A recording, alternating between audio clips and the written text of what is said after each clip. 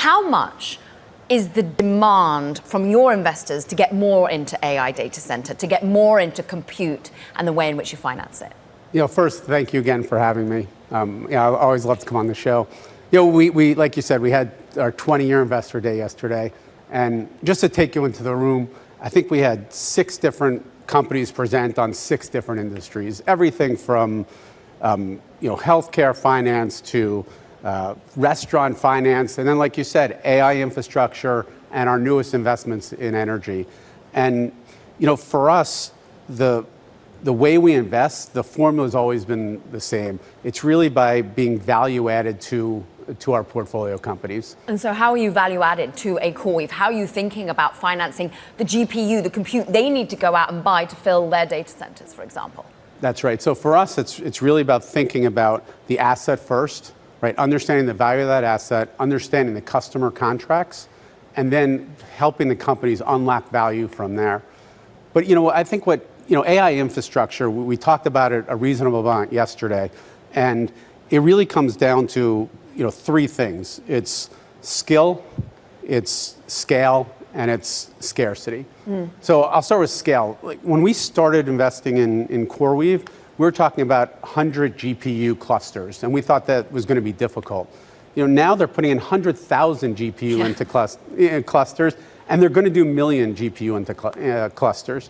And so the scale is just massive. Yeah. Right? Then you go to the skill, and what you can compare it to is it's like an F1 car instead of your family sedan. This is really, really hard to do. Okay. So companies like CoreWeave, they're one of the few in the world that can actually do this. And then to your question is the scarcity. People say there's not enough GPUs and not enough power, but the issue is the demand. The demand is just off the charts today.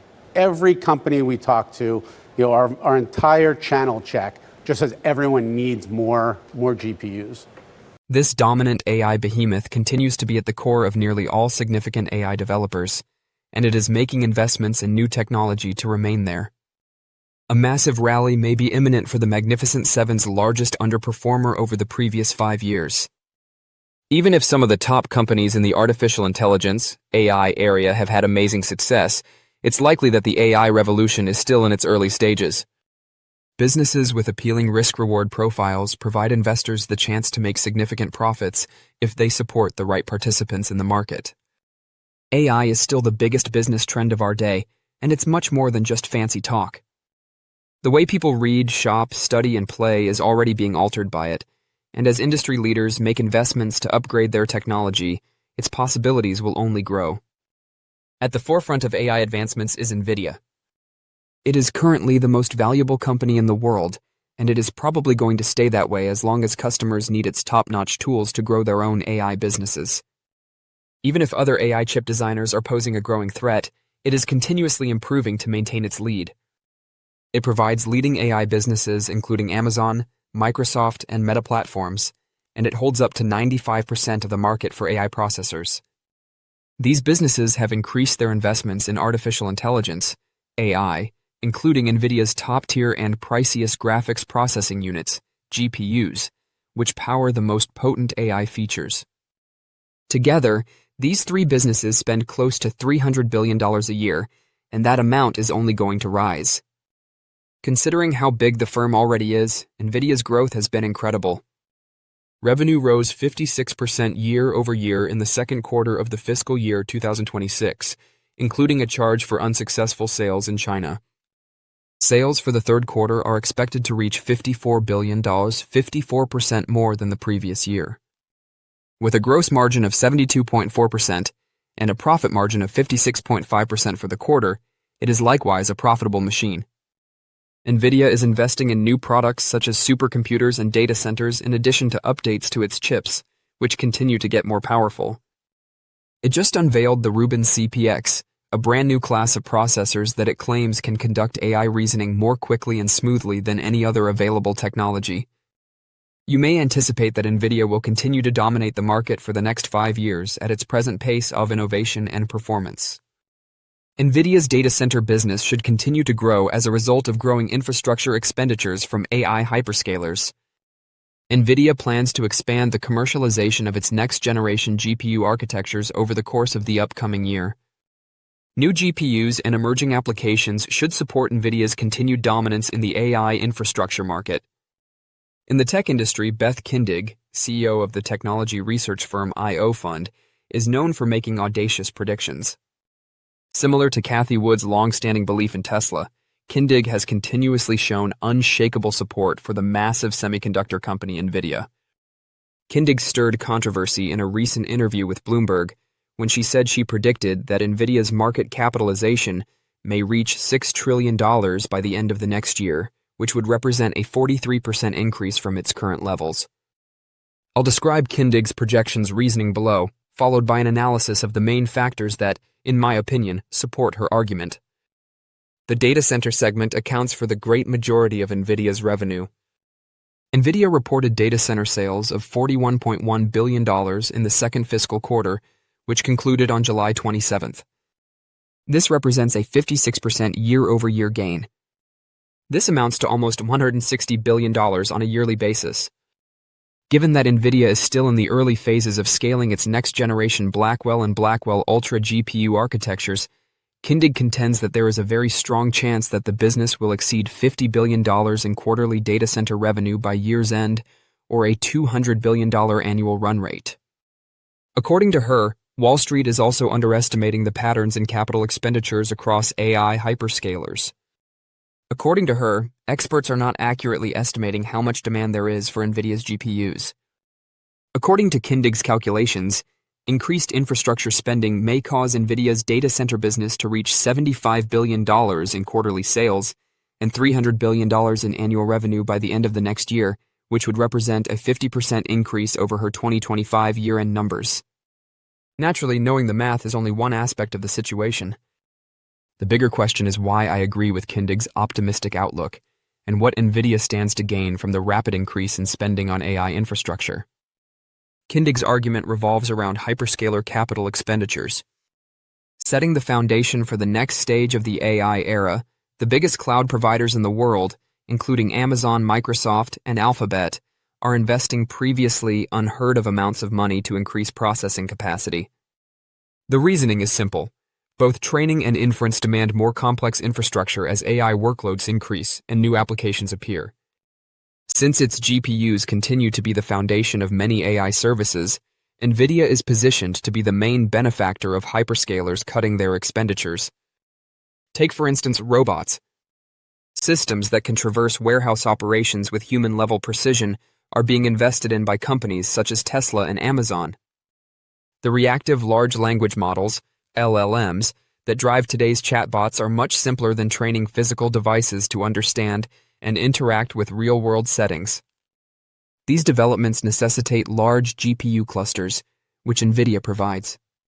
The trajectory of autonomous systems in industry, transportation, and defense is comparable. The demand for compute will grow exponentially as proof of concept moves toward commercial deployment. This breakthrough is made possible by NVIDIA's Blackwell architecture and its offspring, which combine processing power and efficiency to make NVIDIA a vital partner for businesses creating mission-critical workflows. Cloud infrastructure is also going through a significant metamorphosis. Businesses are renting access to GPU capacity through businesses like Oracle, CoreWeave, and Nebius Group as part of a new wave of GPU-as-a-service agreements. This strategy gives NVIDIA a multiplier effect since it partners with specialist cloud operators who lease its hardware downstream, in addition to providing GPUs to the hyperscalers. Businesses are distributing workloads among multiple providers as they embrace multi-platform cloud solutions. Consequently, this broadens NVIDIA's presence in the rapidly changing AI hardware market. When combined, these triggers produce strong secular tailwinds that sustain NVIDIA's long-term expansion. The company's growing data center business is the unavoidable result of structural changes propelling the next generation of AI applications, not only a consequence of investments in hyperscaler infrastructure. In general, the fundamental trend that NVIDIA is well-positioned to continue to dominate AI infrastructure is more significant than the exact timing of a $6 trillion value. In light of this, I believe the stock presents a strong long-term investment opportunity with significant alpha potential. The CEO of NVIDIA's forecast for future investments in AI infrastructure is encouraging for TSMC. The business is now the preferred producer of cutting-edge semiconductors. Despite its promising growth prospects, the stock is still reasonably priced. Investors pay attention when Jensen Huang, the CEO of NVIDIA, discusses the future of artificial intelligence, AI. Huang recently forecast that by the end of the decade, worldwide spending on AI infrastructure might reach $3 trillion to $4 trillion, up from $600 billion this year. That's a huge increase, and a lot of sophisticated processors will be needed.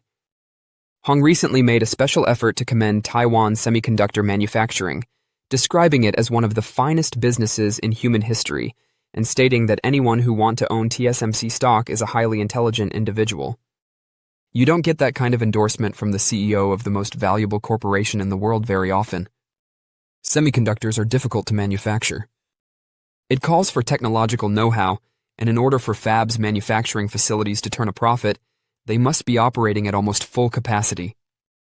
Over 700 stages may be involved in the production of these intricate chips, and each step may be overshadowed by unnecessary waste. Because of their intricacy, manufacturing these chips on a large scale calls for actual skill. For this reason, the majority of chipmakers now outsource their designs to contract manufacturers rather than producing their own chips. TSMC can help with it.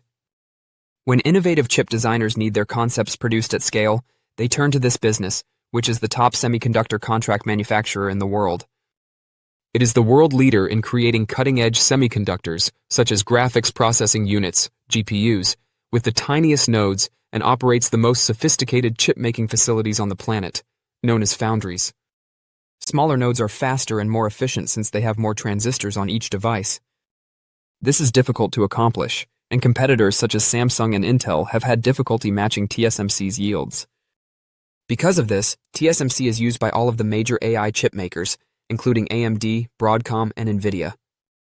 They all require its manufacturing ability, thus it wins regardless of the winner of the AI chip design competition. The benefits of TSMC extend beyond its size. It has continuously set the industry standard for rapidly increasing manufacturing volume and reducing node sizes. Chips constructed on nodes of 7 nanometers or smaller now account for over 3/4 of company revenue, with 3-nanometer chips already accounting for nearly a quarter. In order to stay ahead of the competition and secure its clients for years to come, the company is already getting ready to launch second-mill production. Because of its technological advantage, TSMC has significant pricing leverage. Despite spending a lot of money on new factories, it has been able to raise prices gradually while maintaining customer satisfaction, which is why its gross margin has increased over the past few years. TSMC is well positioned to take advantage of the enormous AI opportunity. According to the business, through 2028, the market for AI chips should increase at a compound annual growth rate, CAGR, of more than 40%. Few businesses can match that kind of growth runway, and it provides TSMC with years of insight into its own future growth. To ensure capacity and satisfy their increasing demand, it is already collaborating closely with its biggest clients. There are other significant development drivers besides AI. In order to securely interpret real-time driving data, robotaxis will require numerous powerful chips if they are to actually begin lining city roadways later this decade. For TSMC, that might develop into yet another sizable market. The same is true for cutting-edge chips that will be needed for new technologies like robotics and quantum computing. TSMC is probably going to be in the center of the computing power trend wherever it goes. Huang's guidance is important for investors who want to participate in the AI infrastructure build-out. One of the best-positioned businesses in the world to profit from the impending surge in AI spending is TSMC, which may be the finest company to purchase and hold for the next 10 years. Don't forget to share your thoughts and experiences in the comments below. Your input helps create a more knowledgeable community where we can all learn and grow together in the world of investing. Stay up to date with the latest market trends, insights, and key updates by subscribing to Investing Tutorial. We're here to help you make smarter investment decisions and stay ahead of the curve. NVIDIA betting on Intel, taking that $5 billion stake, entering this collaboration with the chipmaker. What are your thoughts on that?